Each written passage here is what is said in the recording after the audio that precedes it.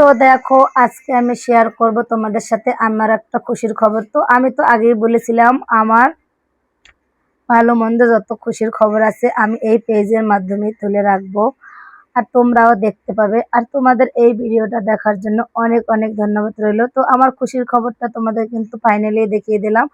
আর এই ফটো পিকচারটা হচ্ছে আমার শ্বশুর আর শাশুড়ি মায়ের। তো আমার শ্বশুরমশাই আমাদেরকে ছেড়ে আরো ঠিক 9 বছর আগেই সবাইকে ছেড়ে চলে গেছেন।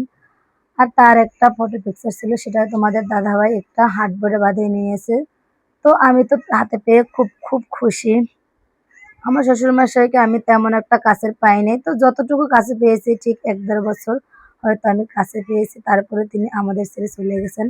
আর আমার শাশুড়ি মা এখনো আছে, ঠিক ততটাও সুস্থ না, মোটামুটি সুস্থ। তো তার জন্য সবাই আশীর্বাদ করেন, তিনি যেন আমাদের মাঝে আরো কয়েক বছর বেঁচে থাকে আমাদের সবার কাছে। তো আমার ভিডিওটা তোমাদের কেমন লাগছে কমেন্ট করে জানিয়ে দিও।